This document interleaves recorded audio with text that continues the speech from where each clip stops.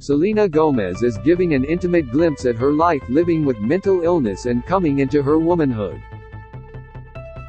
In her new Apple TV Plus documentary, Selena Gomez, My Mind Me, the Lose You to Love Me singer offers viewers a first-hand look at all of the things she experienced from 2016 to 2020.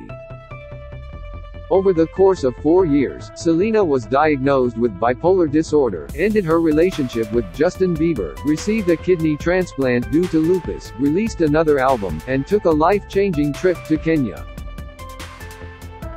Here are the biggest revelations from Selena Gomez, My Mind Me. Selena was self-conscious about her body looking like a 12-year-old boy in 2016. While she was preparing for the Revival World Tour, Selena spent some time trying on outfits.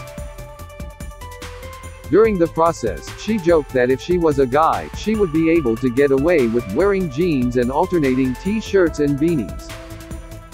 Things got personal when she began to express her frustrations with her body while trying on a one-piece catsuit. "I want to have the body to wear it proudly," she says to her team. "I want to have booty that I don't have. My body is very young. I don't want to be like, oh wait, making sure I look like a woman and not a 12-year-old boy." E.T. spoke with Selena at her documentary's premiere on Wednesday, and she talked about how looking back and watching her documentary has influenced her body image. "In a weird way, I feel like it is a time capsule of things, a period of my life where I look back, and I actually feel bad for that version of myself," she said. "I think that it was good for me to see how I was responding to my body, the way that I was acting and the way it was so irrational in moments, and I think it was really healing for me to see that and get it out." Selena had debilitating doubts about her ability to perform during the Revival World Tour. The singer was set to hit the road for her tour, but began to doubt herself after a day of rehearsals. During a conversation with her best friend and her manager, Selena broke down in tears as she expressed everything she felt that she did wrong. "It just sucks, all of it. It looks so bad. I am just like, I have no idea what the FK I am doing," she says through tears. "So I get the voice that comes in my head that says, oh, you missed this. That sucks, and then you get a glimpse of yourself on the screen and, wow, that looks pretty f-king-shish, why? And then I am sitting there and I am tripping over the clothes. It sucks the life out of me, and I don't want to perform." Selena continues to cry as she fears that she is letting the head of her record label, John Janik, down. "It sucks the life out of me because I want to do the best that I can, and I don't know what John thinks," she says. "I don't know what John thinks. I want to talk to John. I don't want to disappoint John. I don't want him to think that he signed some F-King Disney kid." She also expressed frustration at continuously being linked to Justin at this point in her career, and being asked to do a song with him. "It just sucks too, because the whole song thing. He called me this morning about the song with Justin Bieber, like, when am I just going to be good enough by myself?" she asks. "When am I gonna be good just by myself, not needed anybody to be associated with?" However, John, who watched the rehearsals with his daughter, was impressed by Selena's performance and gave her the confidence she needed to stop being so hard on herself. Selena's assistant and best friend get candid about the lead-up to her bipolar disorder. The Revival Tour was going well. Until it wasn't anymore. Clips show the same old love singer venting her frustrations with the quick changes and becoming increasingly agitated with those around her. On top of the stress of the tour, there were constant headlines and speculation about her relationship, drug use, and her overall health.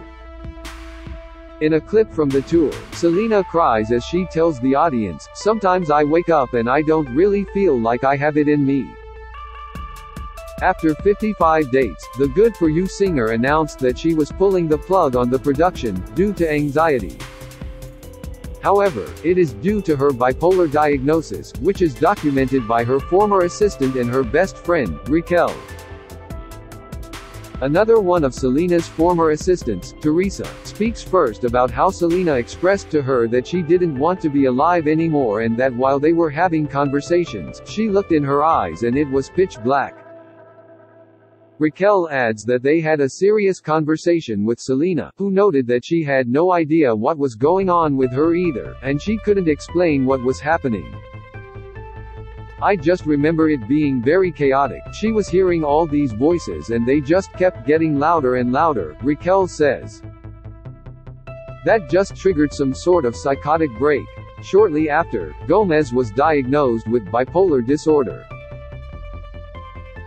Selena's mother, Mandy, found out she was in the hospital from TMZ. The former Disney Channel star has always been open about her close relationship with her mother, Mandy Teefy.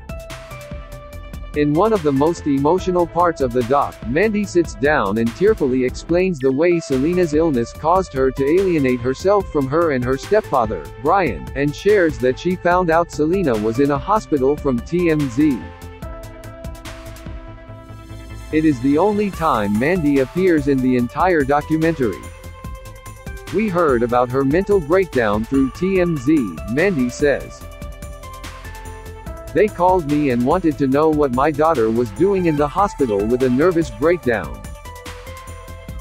She didn't want anything to do with me and I was scared she was going to die. Mandy becomes emotional as she speaks about helping Selena through her treatment, saying, "It's the hardest thing to do, to then just go to bed and hope that they wake up the next day." Selena gets candid about the way her mental illness impacted her relationship with her parents. Selena becomes emotional as she credits her friends and family for helping her during her time in the mental health hospital, especially her mom and stepdad, because she says that she shouldn't have spoken to them or treated them the way that I did. The singer shares that her parents knew she wasn't herself saying those things and reassured her that they loved her and wanted to help. Selena says that she remembers some of the things that she said and did, and as a result, she is always apologizing to her parents, who never gave up on her. Learning about her diagnosis helped Selena become less afraid of her diagnosis. Selena explains that when she was younger and had a fear of thunderstorms, her mother encouraged her to read books about them in order to learn more and combat her fear. The superstar says she used that same tool to cope with her illness. "When I first got out, I didn't know how I would cope with my diagnosis," she says. "What if it happened again? What if the next time I didn't come back? I needed to learn about it. I needed to take it day by day." Selena found a way to connect with people outside of fame through her illness. Selena grew up in the small town of Texas and notes that it still feels like home. During a portion of the documentary, Selena returns to her hometown, where she spends time with her cousin, Priscilla. During her trip, she gets sweet tea from a local fast food spot, pays a surprise visit to her old middle school, and returns to her childhood home, where the writing on the wall professing her love for Cole Sprouse still exists. Selena shares that when she got famous, she felt more alone than ever, and that connecting with home is what heals her the most. "Fame, it made me feel lonely somehow," she says. "Then when I started touring, it just got worse. After I got out of the last treatment center, I knew what made me happy. It was connection." The star adds that it wasn't until she became sick that she truly saw the type of connection she needed. "When I got my lupus, it was really scary. And then I got out of it and I said, I can go visit these people because I've had this, and then I had the transplant and we did a lot of work," she says. "And then I started with the mental health and the same thing I said to myself was, now I can relate to these people and I think things happen for a reason." Selena's split from Justin was the best thing that ever happened to her. Selena's on-again, off-again romance with Justin spanned from 2012 to 2018. Shortly after their split, the baby singer married Hailey Baldwin. For Selena, dealing with everything in the public eye made the breakup that much harder. Everything was so public, she says. I felt haunted by a past relationship that no one wanted to let go of. Then I just moved past it, and I wasn't afraid anymore. Selena says that she found the light in a very dark situation. I feel like I had to go through the worst possible heartbreak ever and then just forgetting everything at the drop of the hat. It was really confusing, she explains. But I just think that needed to happen, and ultimately it was the best thing that ever happened to me. Selena has a dream of creating a mental health bill during a trip to Kenya with the We organization. Selena visits girls who escaped hardships and became students. As she meets with the young ladies, she personally gets to know them and hear their stories about how they pushed through with their education, although they had tragedies in their personal lives. Selena expresses that it is her dream to create a bill in the United States that would require schools to implement mental health classes from elementary school to high school. One of my goals in life, I've had this in my mind for 7 years, she tells a group of people during a dinner, is to create a bill where it is required to have a therapy sort of class from elementary school on to high school. Selena notes that students should have the opportunity to learn how to balance their emotions as they get older and as the emotions change. Feelings get more complicated and they're harder to navigate, she says. When someone during the dinner asks Selena what is holding her back, she replies that she feels she's not capable enough. That I am not good enough, she shares. I don't know, that's something that I felt a lot of growing up. In 2022, Selena attended a summit at the White House, where she spoke with President Joe Biden about implementing the bill into schools. In 2020, Selena's lupus flared back up after years of her lupus being in remission. Selena began to slowly feel pain in her hand. After returning home to the United States from Kenya, and being in the middle of the pandemic, Selena begins to feel debilitating pain in her body. In the morning when I wake up, I immediately start crying, she says to a friend. Because it hurts, everything. Selena shares that she has bad dreams about her past and her mistakes, and it drives her into a depression on top of the physical pain. The singer is seen crying as she lies in her bed and tries to get comfortable, but she can't. In order to combat the flare-up, Selena's doctor informs her that she would have to undergo the tough Rituxan treatment.